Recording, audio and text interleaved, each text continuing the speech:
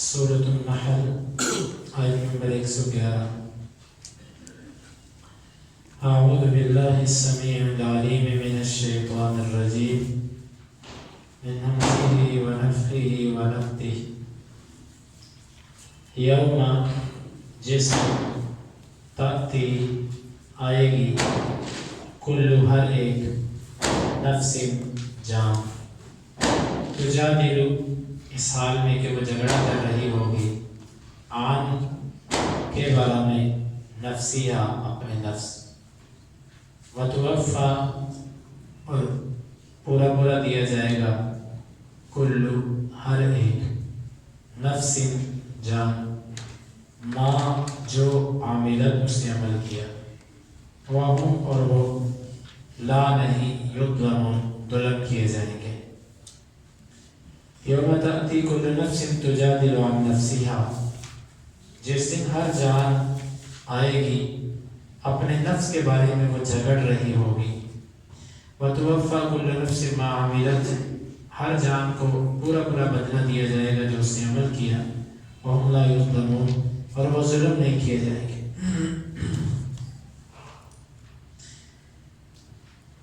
اس دن سے مراد قیامت کا دن ہے۔ ہر نفس آئے گا اپنے نفس کے بارے میں جھگڑتا ہوگا، اپنے نفس سے مراد یعنی وہ اپنی جان کو بچانے کی کوشش کرتا ہوگا۔ اللہ سے کوئی جھگڑ نہیں سکتا۔ یہاں پر جھگڑنے سے مراد ہے کہ وہ عذر پیش کرے گا، حیلے بہانے کرے گا، چھوٹنے کی کوشش کرے گا۔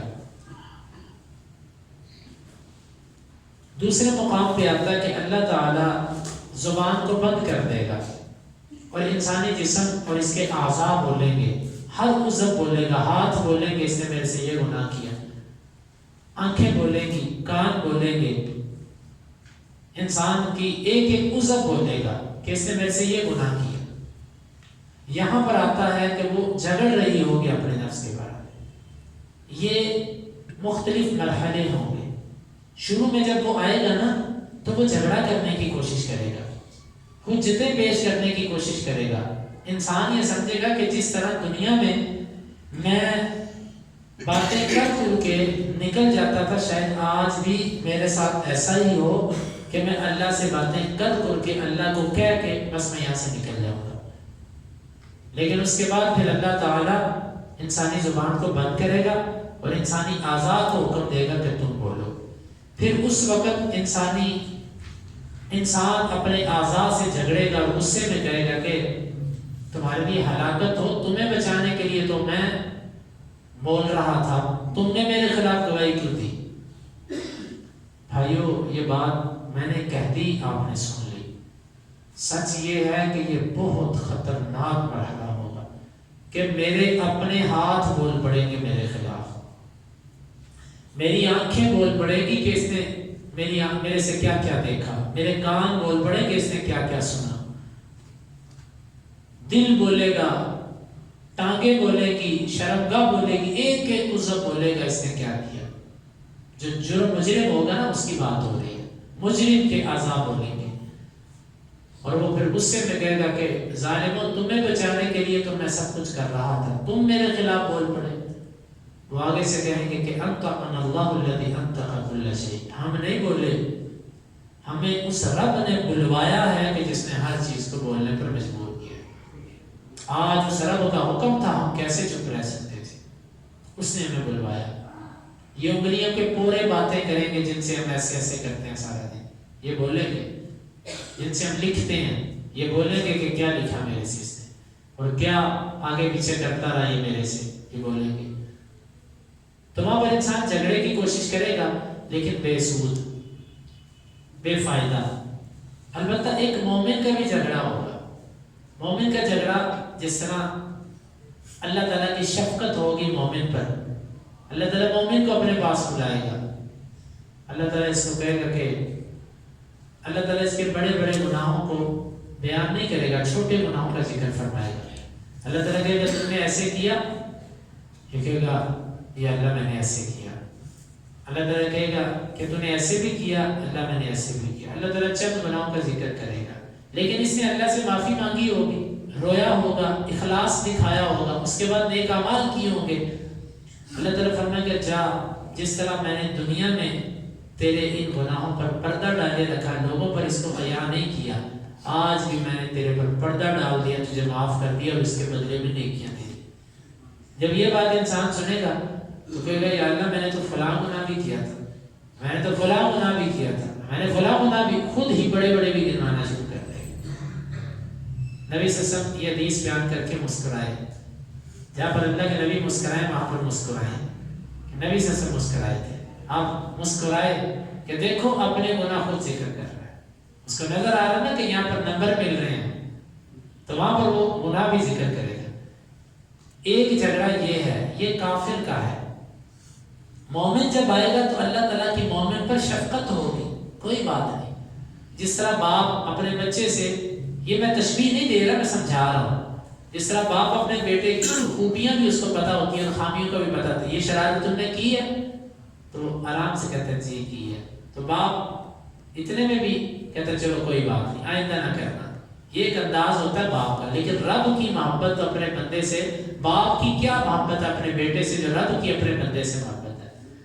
وہ کتنا ظالم تھا حجاج بن یوسف، کتنے اس نے قتل کیے، اس حجاج کو جب کسی نے آخر وقت میں پوچھا نا کہ قیامت کے دن اگر تیرا فیصلہ تیری ماں کے سپرد کر دیا جائے تو تجھے پسند ہے؟ اس نے کہا نہیں، میرا فیصلہ میرا رب کرے، میری ماں میرے سے کیا محبت کرتی ہے، میرے رب کی محبت میری کئی ماں سے زیادہ ہے۔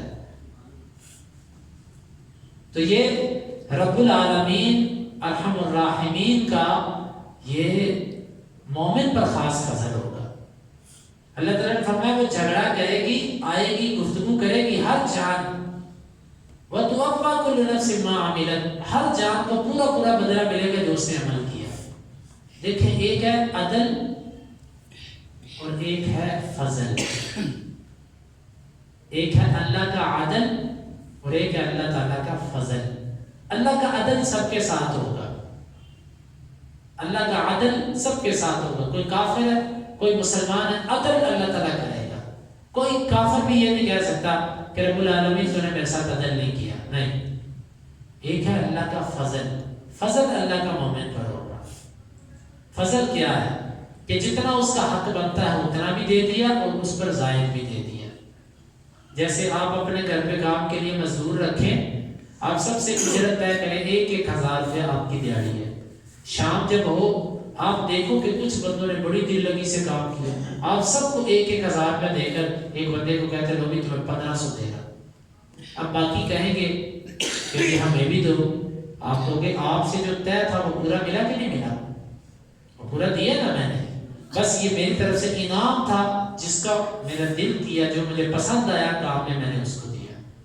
یہ آپ کا فضل ہے، اور ہر ایک کو پورے پورے پیسے دینا یہ آپ کا عدل ہے۔ ایک اللہ کا فضل ہے اور ایک اللہ کا عدل ہے۔ اللہ عدل کرے گا ہر ایک کے ساتھ، لیکن فضل کرے گا مومن۔ ہم دعا کریں کہ اللہ تعالیٰ ہمیں اپنے فضل میں شامل کر، اپنی رحمت میں شامل کر۔ نبی صلی اللہ علیہ وسلم سے صحابہ نے آپ نے فرمایا کہ کوئی جنت میں اللہ کی رحمت کے بغیر، اللہ کے فضل کے بغیر نہیں جا سکتا۔ صحابہ نے کہا اللہ کے رسول آپ بھی نہیں؟ فرمایا میں بھی نہیں، الا ان یتغمدنی اللہ برحمت منہ، اگر اللہ کی رحمت نہ ہوئی تو میں بھی نہیں جا سکتا۔ کیوں؟ ہماری ٹوٹی پھوٹی عبادتیں کیا ہیں؟ اللہ تعالیٰ جسم کے ایک عضو کا اگر ہم سے بدل لینا چاہے تو ہم نہیں دے سکتے، ہم نہیں دے سکتے۔ یہ بہرحال اللہ تعالیٰ کہتا ہے پورا پورا بدلہ دے دے گا، وَهُمْ لَا يُظْلَمُونَ، اور کسی پر ظلم نہیں کیا جائے گا۔ جس نے جتنا کیا اس سے کم نہیں ملے گا، اور جس نے جتنا جرم کیا، دیکھو اللہ کا ایک اور نیکی آپ ایک کرتے ہو وہ آپ کو 700 تک، اور 700 سے آخری حد جتنا آپ کا اخلاص اتنا زیادہ اجر، اس کی انتہائی کوئی نہیں ہے۔ لیکن گناہ آپ کرتے ہو ایک کا ایک ہی رہتا ہے۔ اسی لیے بعض اہل علم نے لکھا نا کہ کتنا وہ محروم ہے شخص کہ جس کی اکائیاں اس کی دہائیوں پر غالب آ گئی۔ نیکی ایک کرو تو 10 لکھی جاتی ہے، اور 700 تک لکھی جاتی ہے، اور 700 سے بھی زیادہ لکھی جاتی ہے۔ گناہ ایک کرو ایک کا ایک ہی رہتا ہے۔